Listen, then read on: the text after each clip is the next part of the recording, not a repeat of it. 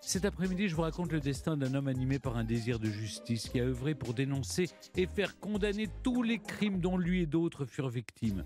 Ou la véritable histoire de Simon Wiesenthal, chasseur de nazis.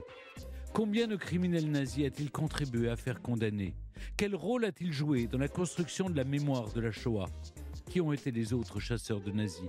Europe 1, 15h, 16h, historiquement vôtre. le récit, Stéphane Bern. Nous sommes le 5 mai 1945, au nord de l'Autriche. La Deuxième Guerre mondiale est presque terminée. Hitler s'est déjà suicidé, les armées alliées ont fait leur jonction en Europe et le Troisième Reich enchaîne les capitulations. Ce matin-là, le sergent-chef américain Albert Koziek est quant à lui avec sa division blindée en mission de reconnaissance. Le sergent doit sécuriser le passage d'un pont sur la rivière Gusen quand un homme vient à sa rencontre. Les Suisses travaillent pour la Croix-Rouge et demandent l'aide des Américains pour libérer un camp de prisonniers. Albert Koziek est méfiant. Les soldats allemands rôdent encore. Et si c'était un piège ? Par la radio, ses supérieurs lui intiment de se concentrer sur sa mission. Mais l'homme insiste. C'est là, juste à côté, vers ces collines. Alors, malgré les ordres, le sergent Koziek le suit. Le convoi arrive alors à l'entrée du camp de Mauthausen. Derrière les grilles, une foule hurle et pleure aussi. Les bras tendus vers le ciel, on exulte dans toutes les langues quand le portail s'ouvre enfin. Le sergent n'a jamais vu d'être humain autant empli de joie, tout comme il n'a jamais vu d'être humain dans un tel état. Les eaux jaillissent sous la peau des corps décharnés. Certains semblent à peine en vie, ils sont blessés, estropiés, affamés. Mais malgré les souffrances, le bonheur est extrême car l'enfer est terminé. Ils sont environ 12 000 ce jour-là à sortir de l'abîme concentrationnaire nazi. Dans son baraquement miteux, Simon Wiesenthal entend les cris de joie. Depuis que les SS qui gardaient le camp se sont carapatés, voilà 2 jours, en laissant la police locale aux manettes, tout cela n'était plus qu'une question d'heures. Et ça y est, comme tous les autres, ça y est, Simon Wiesenthal est libre. Il veut se joindre à la liesse, mais ses jambes ne peuvent même pas le porter. Alors il rampe, avant qu'on l'aide à se redresser. Le lendemain, l'homme de 37 ans se traîne comme il peut jusqu'au bureau du commandant américain qui dirige ce qui est désormais un camp de réfugiés. Il tient à dénoncer un crime. Un capot, l'un de ses prisonniers promu gardien par les SS, l'a frappé. Le commandant est étonné. Au vu des tas de cadavres grignotés par les rats, des chambres à gaz et des fours crématoires, un coup lui semble dérisoire. Mais pour Simon Wiesenthal, c'est important. Tout crime doit être jugé. Les jours suivants, il note sur papier les sévices que lui comme d'autres ont subis. Il compile les 91 noms des nazis qu'il a croisés tout au long de ses épreuves pour qu'ils répondent de leurs actes. Simon Wiesenthal ne réclame pas vengeance, mais justice, lui qui n'a pourtant connu que l'arbitraire. Car la justice, il y croit. Et c'est d'autant plus remarquable quand on connaît son histoire. Simon Wiesenthal est né en 1908 en Galicie, dans l'actuelle Ukraine, alors terre de l'Empire austro-hongrois. Dans sa bourgade de Boutchach, très bien étudiée d'ailleurs par Omer Bartov, plus de 2/3 des habitants sont juifs comme lui. Et chez les Wiesenthal, on parle allemand et yiddish, cette langue de base germanique utilisée par les communautés juives d'Europe centrale et orientale. Son enfance vacille en 1914, quand la guerre éclate. Son père meurt au front l'année suivante pendant que la famille se réfugie à Vienne, puis revient à la fin du conflit dans une ville qui appartient désormais à la Pologne. C'est donc en polonais qu'il suit les cours au lycée où il rencontre Sila, qui deviendra sa femme. Et c'est en polonais, en ukrainien ou en allemand que des foules s'en prennent aux juifs, lors de pogroms et humiliations, dans un monde alors largement antisémite. L'université de Lvov, la grande ville la plus proche, considère d'ailleurs son quota de juifs atteint et n'accepte pas l'élève Wiesenthal dans ses rangs. En 1928, Simon part alors étudier à l'université polytechnique de Prague, avant de revenir 4 ans plus tard à Lvov, où l'antisémitisme est malheureusement loin de faiblir, alors que le patibulaire chancelier Adolf Hitler prend le contrôle de l'Allemagne. À cette époque, dira Wiesenthal bien plus tard, nous ne prenions pas Hitler au sérieux. Et pourtant, oui, Hitler s'échine bien vite à agrandir ce qu'il considère comme l'espace vital germanique. Et le 1er septembre 1939, Le Führer déclenche la Deuxième Guerre mondiale en attaquant la Pologne. Les bombes pleuvent, les troupes suivent. L'Allemagne et l'URSS sont accordés pour le partage du pays et les Soviétiques s'installent à Lvov avec dans leur cortège des portraits de Staline et la haine contre les bourgeois. Simon Wiesenthal, lui, travaille comme architecte et ingénieur civil. Il est alors souvent interrogé car son beau-père est un entrepreneur taxé de capitalisme. Mais la vie continue. Or, quand en 1941, Hitler s'attaque à l'URSS, le Troisième Reich arrive à Lvov avec des bombes et l'idéologie mortifère suit. Il y a environ 160 000 juifs dans la ville. 3 ans plus tard, ils seront à peine plus de 3 000. Les juifs sont discriminés, puis envoyés aux travaux forcés dans des usines pendant qu'un ghetto se construit. Un ghetto dans lequel les conditions de vie deviennent vite effroyables. Du fait de ses talents en dessin, Simon Wiesenthal a de la chance, si on peut dire. Au camp de travail de Janowska, dans les faubourgs de la ville, il échappe au plus rude labeur. Il peint notamment des croix gammées sur les locomotives, mais subit les brimades et les violences. Il parvient, grâce à des contacts, à faire exfiltrer son épouse sous une fausse identité pendant que le ghetto est régulièrement vidé à coups d'assassinats, sa mère en était la victime, et de convois vers des camps d'extermination. Wiesenthal y échappe, développe quelques accointances avec la résistance polonaise et parvient à s'enfuir à l'automne 1943. À l'abri chez une famille complice, il se crée une cache sous les lattes du plancher pour se terrer quand une menace se fait sentir. Des lattes qu'un officier SS arrache un jour de juin 1944 lors d'une perquisition. Simon Wiesenthal est envoyé en prison, craint la torture, mais face à l'avancée des troupes soviétiques sur le front de l'Est, il se retrouve au camp de Janowska, dont il s'était enfui, puis à celui de Przemyśl, assigné à d'éreintants travaux forcés. Et les Russes avancent encore.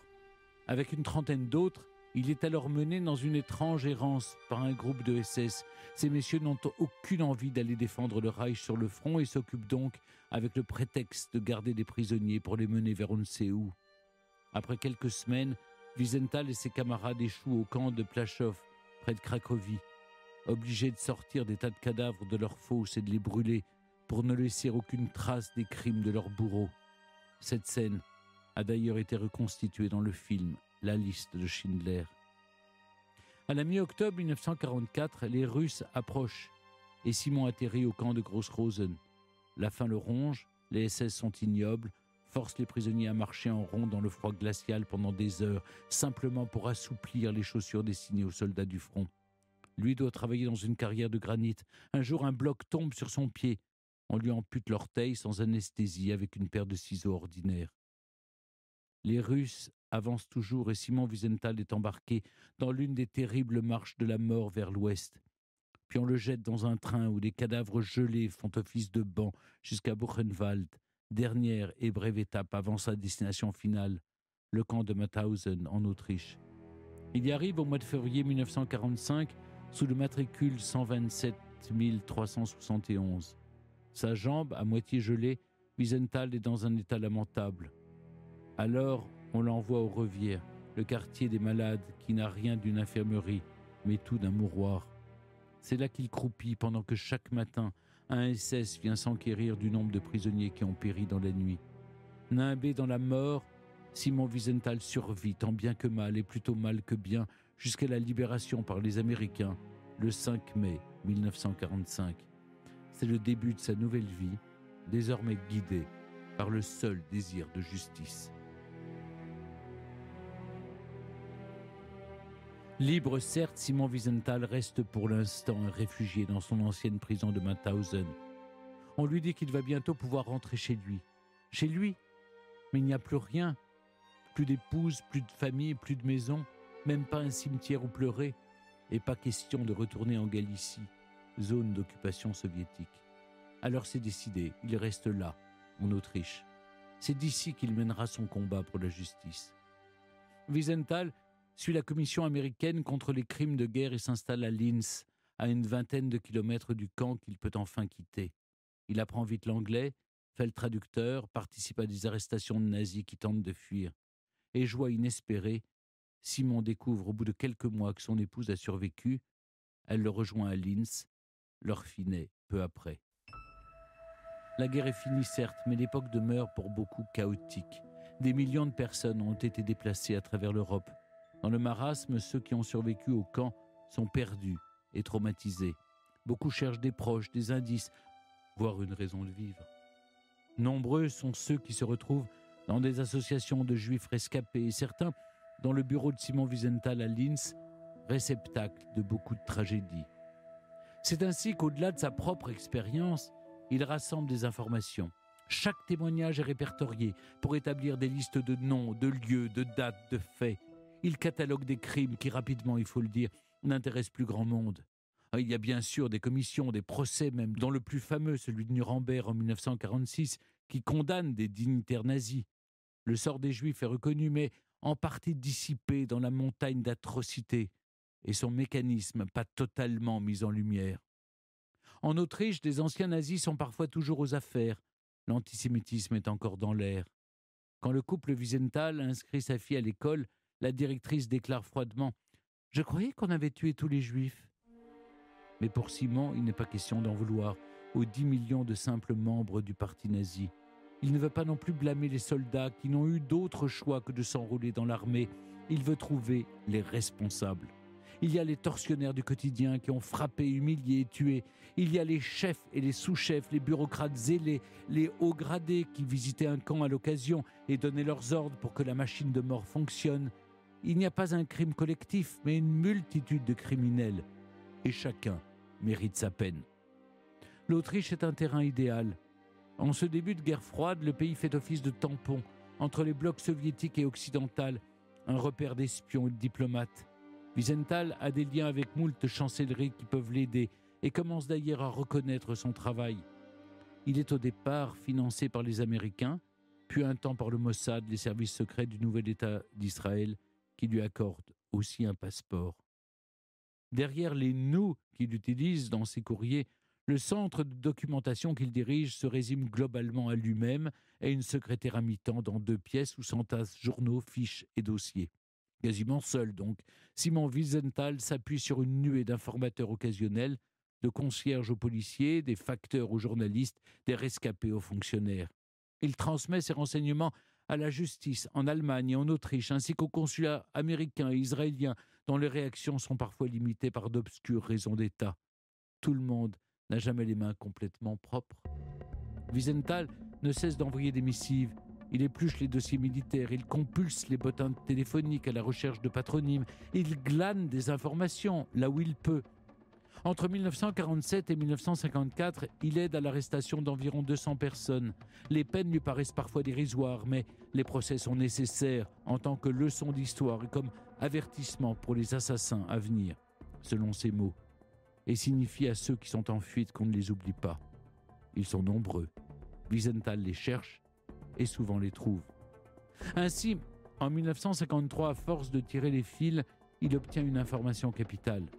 Adolf Eichmann vit en Argentine. Eichmann était l'un de ces grands bureaucrates zélés. Son bel uniforme de SS n'a pas souvent traîné dans la boue des camps de concentration, mais en bon logisticien, il a organisé la déportation et les convois vers la mort. Son nom est célèbre depuis le procès de Nuremberg et Wiesenthal en a fait l'une de ses cibles. Alors quand il découvre que l'homme vit à Buenos Aires, il en fait part au consulat israélien, mais rien ne se passe dans l'immédiat, il y a tant à faire. La dénazification n'est plus la priorité. C'est sûrement face à cette inertie que Wiesenthal décide de cesser ses activités à Linz. Il envoie ses archives au Yad Vashem en Israël, l'organisme qui travaille à la mémoire de la Shoah, et reste en Autriche dont il est désormais citoyen. Peut-être va-t-il simplement se concentrer sur sa passion pour la philatélie, adoptée depuis qu'un médecin lui a conseillé une activité pour penser à autre chose qu'aux nazis. Mais rien n'est fini en réalité. Wiesenthal ne va pas vraiment raccrocher. Dans la soirée du 11 mai 1960, Ricardo Clement rentre chez lui rue Garibaldi, dans un paisible quartier de Buenos Aires en Argentine. Soudain, il est aveuglé par les phares de 2 voitures et voit à peine les hommes qui se ruent sur lui. Embarqué à l'arrière d'un véhicule, il se retrouve dans une cave. Les ravisseurs savent ce qu'ils font. Ses cicatrices, ce visage, c'est lui, c'est certain. Et rapidement, Ricardo Clement accepte son sort. « Je suis Adolf Eichmann », lâche-t-il. Car il n'est pas face à des brigands, mais à des agents du Mossad. Le service secret de l'État d'Israël a ordonné l'enlèvement de celui qui, depuis tant d'années, vit tranquillement avec l'extermination d'une partie des Juifs d'Europe sur la conscience. Eichmann est exfiltré vers Israël dans de rocambolesques conditions qui passent largement outre les usages diplomatiques. Et le Premier ministre israélien David Ben-Gurion annonce au monde le détenir sans donner les détails de son enlèvement. Simon Wiesenthal, lui, est plus que ravi. Depuis le temps qu'il enquêtait sur lui. Et en attendant le procès, il publie « Ich jagte Eichmann » « J'ai chassé Eichmann », un témoignage sur sa longue quête, les indices, les photos volées, les informateurs opportuns. Ce récit le rend célèbre. Il faut dire qu'Eichmann était devenu son obsession, d'autant plus après qu'il se soit rendu compte que la famille du nazi vivait à quelques pâtés de maison de chez lui, à Linz.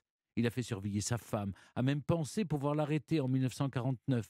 L'opération a raté et Eichmann a finalement mis les voiles à l'étranger, mais cette fois-ci, c'est la bonne. Le procès s'ouvre en avril 1961. Il est retentissant, suivi dans le monde entier. On découvre une sorte de terne fonctionnaire qui dit, en substance, n'avoir rien fait d'autre que ce qu'on lui demandait. Posture ou triste réalité qui mena la philosophe politique Hannah Arendt à développer le concept de banalité du mal. Le fait est qu'Eichmann est reconnu coupable et pendu en mai 1962. Au-delà de sa responsabilité, le procès met surtout en lumière l'immensité des crimes spécifiquement commis contre le peuple juif, ainsi que le mentionne l'un des chefs d'inculpation. Ce génocide a désormais une place constitutive dans les consciences israéliennes et mondiales, un phénomène qui relance la chasse aux nazis. Simon Wiesenthal rouvre son centre à Vienne où il est désormais installé. 6 mois plus tard, il parvient à localiser Eric Rajakovic en Italie, qui sera condamné pour complicité dans la mort de plus de 10 000 personnes. Wiesenthal se replonge dans les dossiers et comptes rendus de procès pour recouper des informations. Sa célébrité fait que désormais beaucoup s'adressent à lui, spontanément. Un jour, alors qu'il est attablé en terrasse lors d'une visite à Tel Aviv, un groupe de femmes l'interpelle pour lui parler de celle qu'elles appellent la jument de Majdanek. Ce surnom, Hermine Braustein le doit à son habitude de piétiner les prisonnières avec ses bottes, entre autres actes sadiques. Arrêtée à la fin de la guerre, elle fut brièvement emprisonnée puis libérée. Wiesenthal se consacre à son cas et découvre qu'elle vit tranquillement à New York sous un nouveau nom. Peut-être habitué à la réaction parfois trop molle des autorités, il écrit directement au New York Times. Un journaliste la retrouve et en fait les gros titres. Après une longue procédure, elle sera extradée et condamnée à la perpétuité en Allemagne de l'Ouest. Des coups d'éclat, il y en a d'autres. Comme lorsque Wiesenthal aide à la capture de Karl Silberbauer, membre de la Gestapo qui avait arrêté l'adolescente Anne Frank, dont le journal intime et l'existence même sont encore niés par certains. C'est un comble. L'homme en question est policier à Vienne. Il y a aussi Franz Stangl, qui dirigea le camp d'extermination de Treblinka, en plus d'avoir chapeauté l'euthanasie de milliers de malades incurables, handicapés physiques ou mentaux et autres personnes jugées inutiles. Il est arrêté à São Paulo, puis condamné à la prison à vie. On découvre qu'il était enregistré sous son vrai patronyme au consulat autrichien. Les employés diront que si on leur avait demandé, ils auraient donné l'information. Car il y a aussi des semi-ratés, tel l'acquittement de Franz Maurer, que Wiesenthal a aidé à localiser. On saura plus tard que le président du tribunal avait eu quelques accointances avec les nazis.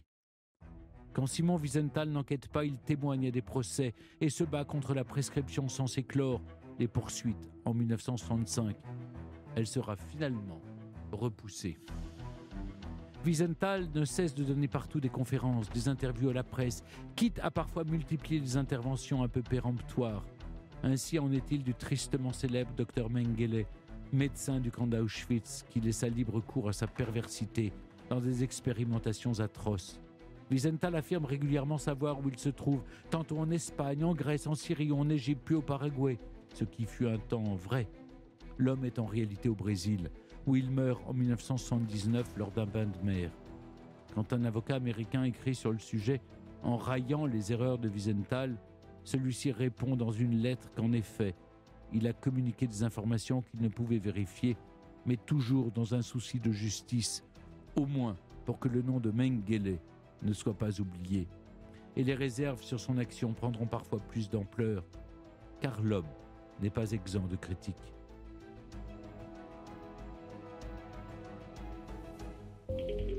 Oui, on lui a reproché par exemple un avis trouble à propos de Kurt Waldheim, candidat à la présidence autrichienne.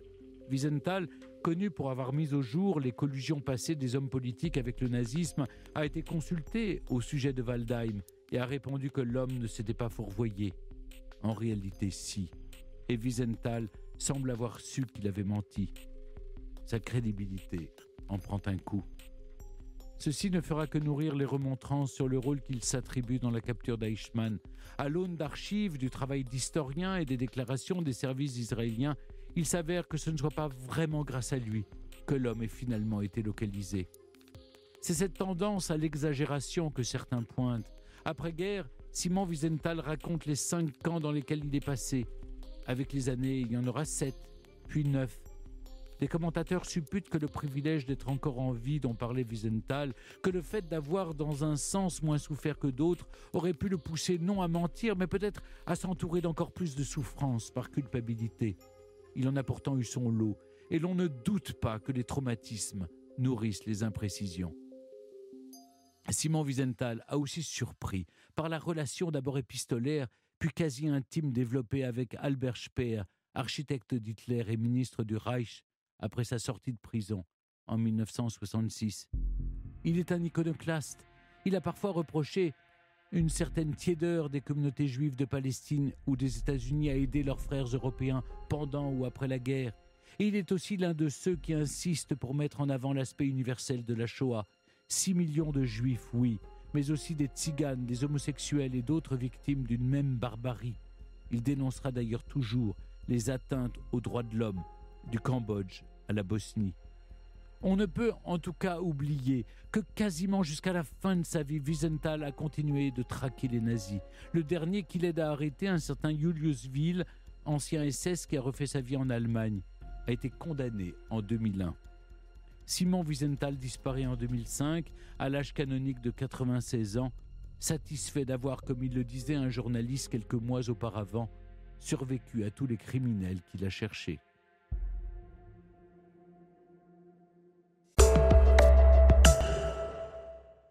Carrefour. Si je vous dis que pour un Noël extra à prix ordinaire, avec 34% de remise immédiate, le bloc de 300 grammes de foie gras de canard avec morceaux Labéry Origine France est au prix extraordinaire de 19,13 € seulement au lieu de 28,99 €. Et en plus, une lyre est offerte. Et c'est dès demain et jusqu'au 24 décembre chez Carrefour, Carrefour Market Taylor Drive. Carrefour. On a tous droit au meilleur. Soit 63,77 € le kilo, dégustation ou délicat avec pointe de sauterne. Détail sur carrefour.fr. Pour votre santé, bougez plus. Europe 1, historiquement vôtre. Johan Chapoutot, merci d'être toujours avec nous sur Europe 1. Simon Wiesenthal, Serge et Beate Klarsfeld en France sont des chasseurs de nazis, des citoyens détachés de toute autorité publique ayant pris l'initiative de partir à la recherche de criminels nazis pour qu'ils soient jugés et condamnés. Qu'est-ce que leur action doit pallier ? Pourquoi cette traque privée s'est-elle imposée au fond ? Bien parce qu'elle a dû se substituer à la défaillance de l'action publique, tout simplement, puisque à partir de l'été 1945, en réalité c'est très tôt, dès l'été 1945, la dénazification n'est plus à l'ordre du jour à l'ouest, dans les puissances de l'ouest. À l'est, si, pour des raisons idéologiques, les communistes n'aiment pas les nazis, les communistes ont souffert énormément des nazis, la traque se poursuit. À l'ouest, ce n'est plus le cas. Vous avez des exemples multiples. Klaus Barbie est exfiltré par les Américains, travaille pour les services secrets américains, puis exfiltré en Bolivie. Des milliers d'anciens SS sont recrutés par la Légion étrangère française pour combattre contre le communisme en Indochine, etc. Donc c'est quelque chose qui n'intéresse plus, la traque des nazis, tout simplement parce que on est entré en guerre froide. Et dans un contexte de guerre froide, on a besoin d'anciens nazis pour combattre les communistes. Johan Chapoutot, on va revenir sur les différents procès intentés contre les nazis après la guerre et dans la seconde partie du XXe siècle, grâce notamment au travail des chasseurs de nazis. Le premier de ces procès, c'est celui de Nuremberg en 1946. Comment ce procès s'organise-t-il ? Au fond, qui en est à l'initiative? Ce sont les puissances alliées qui ont décidé dans plusieurs protocoles, avant même la fin de la guerre, de juger les principaux responsables du Troisième Reich sur le fondement d'une idée simple, c'est que le Troisième Reich, par la guerre qu'il a déchaînée en Europe et dans le monde, s'est rendu coupable de crimes absolument inédits dans l'histoire de l'humanité. Crimes de guerre, parfaitement documentés, le ciblage systématique de populations civiles que l'on bombarde et que l'on détruit. Ça a commencé avec Rotterdam, enfin d'abord avec Varsovie, puis Rotterdam, puis Coventry, etc. Et ensuite, ce crime des crimes qu'est la Shoah, qui a donné lieu d'ailleurs à une théorisation juridique inédite avec la notion de crime contre l'humanité et de génocide. Et c'est pour cela que on a créé une juridiction spéciale qui est un tribunal militaire interallié, un tribunal spécial qui siège à Nuremberg pour des raisons symboliques, qui est que le Nuremberg était la ville des congrès du parti. Et par ailleurs, on a des structures juridiques encore debout, puisqu'il reste le tribunal qui est encore debout malgré les bombardements et la prison attenante. Donc il y a une question pratique. Et là, on va d'abord juger les principaux responsables du Troisième Reich, puis ensuite, il y aura plusieurs autres vagues de procès contre les médecins du Troisième Reich, enfin certains, et contre certains responsables de la SS. Pour les puissances alliées qui ont donc intenté ces procès, quel était l'objectif? Que devaient symboliser ces procès? On devait signifier par là un changement de monde, un changement d'univers mental et juridique et un retour à une loi humaine après l'inhumanité foncière, profonde, violente qui avait frappé l'Europe à partir de 1933, en vérité à partir de 1939 puis de 1941, à partir du déchaînement de la guerre nazie. C'était un retour à la normalité, c'était également l'avènement d'un nouveau monde, en tout cas c'était ce qui était proclamé, mais il se trouve que en réalité, malgré le caractère spectaculaire et effectif des procès de Nuremberg, qui se sont soldés par des dizaines de condamnations à mort, de fait, la dénazification s'est très rapidement arrêtée à l'Ouest. Et justement, en Allemagne, après le procès de Nuremberg, que deviennent les milliers de nazis qui, eux, n'ont pas été jugés? Ils continuent à vivre une vie tout à fait sympathique et sereine, au plus grand scandale de gens comme les Klarsfeld, comme Simon Wiesenthal et d'autres. Très concrètement, il faut voir que on crée de toutes pièces un nouvel État, l'Allemagne de l'Ouest, qui est d'ailleurs stratégique puisqu'elle sert de tampon contre le bloc de l'Est. Et pour armer, si vous voulez, cette nouvelle République fédérale allemande, au sens de l'armateur, si vous voulez, on recycle des dizaines de milliers de cadres nazis dans les structures de la RFA, à l'hôpital, dans les services secrets, dans la police, à l'université, dans la magistrature, etc. Dans le privé, évidemment, on a besoin des anciens nazis pour tout simplement mener la mission assignée à l'Allemagne de l'Ouest, qui est de servir à la fois de vitrine du monde occidental contre l'Est, et également de tampon contre une expansion soviétique possible. Et ils ne seront jamais inquiétés? Non, alors très rarement, ou très peu, et il faut toute l'opiniâtreté, parfaitement orthogonale d'ailleurs à l'esprit du temps, toute l'opiniâtreté de gens qui passent pour des fous furieux, comme les Klarsfeld et Wiesenthal, pour traquer véritablement ces criminels. La politique criminelle nazie a conduit, on peut le rappeler, à l'extermination des 2/3 des Juifs d'Europe. Au sein de la population, en Allemagne notamment, quel regard on porte sur les victimes de la Shoah dans les années qui suivent la fin de la guerre? Un regard très négligent et très désinvolte. Prenez l'exemple du procès Pétain en France en 1945. La politique de persécution, de traque, d'arrestation et de déportation des Juifs français par le gouvernement de Vichy est très peu abordée lors du procès Pétain en 1945. Tout simplement parce que, d'une part, on a autre chose à penser. Il y a d'autres souffrances à traiter et par ailleurs, de fait, il y a quand même structurellement un antisémitisme de masse qui structure notre culture occidentale depuis des millénaires. Les nazis, depuis 2 millénaires, les nazis ne sont pas venus de rien, si vous voulez. Et tout cela demeure après 1945. En Pologne, après 1945, vous avez des pogroms contre les survivants. Et de fait, l'antisémitisme est encore très présent un petit peu partout en Europe. Donc c'est quelque chose, et puis c'est une mauvaise conscience terrible, parce qu'on sait très bien que ce ne sont pas les nazis qui ont tué les juifs, pas que. Ils ont pu les traquer, les arrêter et les tuer en masse parce qu'ils ont été aidés par tout le monde en Europe. En 1961 se tient à Jérusalem le procès d'Adolf Eichmann, fonctionnaire nazi, logisticien de la solution finale. Qu'est-ce que ce procès a d'inédit? C'est le premier procès en mondovision. avec une diffusion télévisuelle et radiophonique mondiale. Et c'est ainsi que l'a voulu l'État d'Israël, qui a mis cette superstructure médiatique à disposition du monde entier. D'une part, afin que nul n'en ignore, si vous voulez, dans le monde entier, et également pour montrer que l'existence même de l'État d'Israël était liée à cette tragédie qui était l'assassinat d'un peuple entier en Europe. Par ailleurs, ce qui est inédit également, c'est la manière dont Eichmann a été traqué et arrêté. Quelle est l'importance du procès Eichmann dans la construction de la mémoire de la Shoah et la reconnaissance des atrocités qui ont été commises contre les Juifs? Alors, le procès a duré plusieurs mois, avec une retransmission en direct par Mondiovision. Et de fait, ça a été une leçon d'histoire, puisque Eichmann s'est montré très coopératif envers la Cour. Il a agi comme un consultant typique, un homme de dossier. Il était très poli envers le président. Il rectifiait lorsqu'il y avait des erreurs. Il avait ses notes qui lui permettaient donc d'argumenter, de brosser le portrait de ce que vous avez appelé cette logistique de la solution finale, pour brosser un portrait de ce qu'avait été le crime nazi. Et puis par ailleurs, la litanie des témoins, le défilé des témoins à la barre, a permis de donner une chair et une consistance à la souffrance atroce des victimes du nazisme. Mhm. On a parlé du rôle parfois controversé qu'a joué Simon Wiesenthal dans l'arrestation d'Adolf Eichmann, mais un nom que l'on n'a pas mentionné, c'est celui du procureur allemand, Fritz Bauer, chasseur de nazis lui aussi. Quelle a été son action? Alors ça donnerait lieu à un excellent récit, une formidable émission pour vous, je pense. Fritz Bauer, c'est quelqu'un d'extraordinaire. C'est un homme, c'est un juriste. Il est socialiste et il est homosexuel. Et il est juif. En 1933, pour ces 3 raisons, il quitte l'Allemagne et il revient en Allemagne après 1945. Et il se trouve qu'il y a un gouvernement de gauche en Hesse, donc c'est la région de Francfort, qui le nomme procureur général, Generalstaatsanwalt.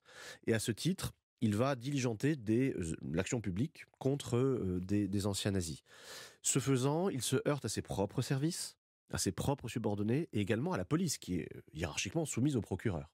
Il le dit lui-même, lorsque je quitte mon bureau, j'entre en territoire ennemi. Dès qu'il entre dans le couloir, il entre en territoire ennemi. Donc, dès qu'il obtient des renseignements sur la localisation d'Eichmann, parce que c'est lui, au fond, c'est Fritz Bauer qui a permis l'arrestation d'Eichmann, dès qu'il a des renseignements, au lieu de suivre la voie hiérarchique, c'est-à-dire de transmettre à ses propres services de police l'information et aux services secrets, il sait très bien que les services secrets allemands, le BND, qui est un repère d'anciens SS, va évidemment faire fuiter l'information et mettre Eichmann en sécurité.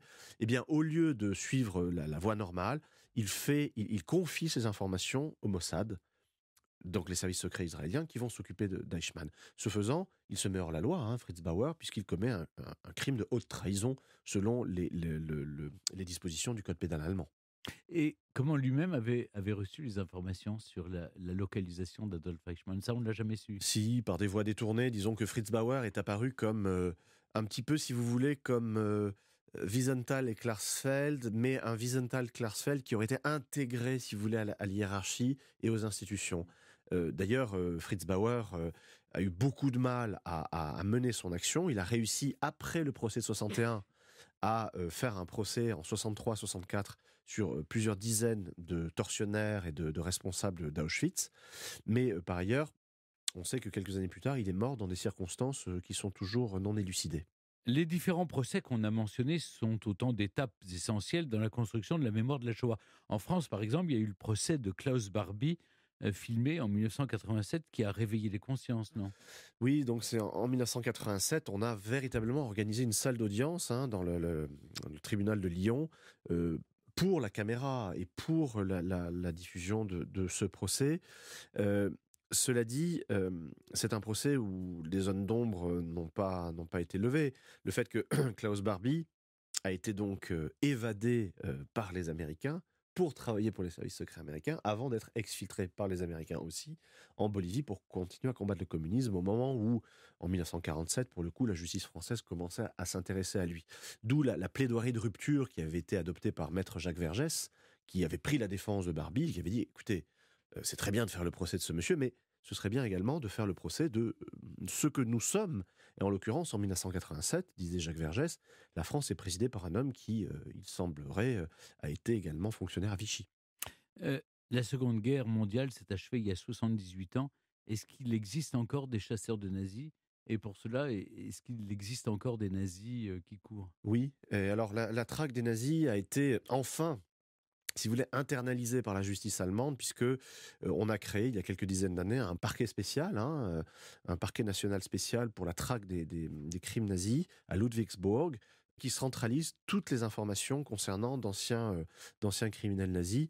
Alors de fait, il y a maintenant quelques cas pendants, l'âge faisant hélas son œuvre, et quelques procédures sont encore ouvertes avec des procès. Il y en a eu récemment, ces dernières années en Allemagne, avec toujours cette question de la, comment dire, la légitimité ou de l'utilité d'un procès. Juger un homme de 95 ans, 98 ans, à quoi ça sert? Ça sert peut-être pas à grand-chose du point de vue de l'individu, mais par contre, la mission, on va dire, ou la valeur civique, politique et sociale, culturelle même, de ce type de procès est indéniable. Est-ce qu'on connaît la part de nazis jugés et condamnés pour les atrocités commises pendant la guerre, grâce notamment à l'obstination de Simon Wiesenthal, de Fritz Bauer, de Serge et Beate Klarsfeld, et tous les autres chasseurs de nazis qu'on n'a pas mentionnés? Cette part, elle est infime, hélas, puisque les historiens estiment que sont impliqués directement dans des actions de violence et de violence létale environ 800 000 à 1 million d'Allemands et d'Autrichiens. Vous multipliez ça par 4 ou 5 pour toute l'Europe. Donc on a 4 ou 5 millions de criminels avérés qui ont participé directement à la Shoah et aux crimes contre l'humanité des nazis. Les quelques milliers ou dizaines de milliers de personnes arrêtées et condamnées représentent une goutte d'eau dans cet océan d'horreur. Merci beaucoup, Johan Chapoutot, de nous avoir accompagnés cet après-midi dans Historiquement Vôtre pour retracer la véritable histoire de Simon Wiesenthal, le chasseur de nazis. Je rappelle 2 de vos ouvrages pour comprendre le nazisme, La loi du sang, Penser et agir en Asie, et de la révolution culturelle nazie, tous 2 parus chez Gallimard. Merci beaucoup. Historiquement vôtre sur Europe 1 et en podcast sur europe1.fr.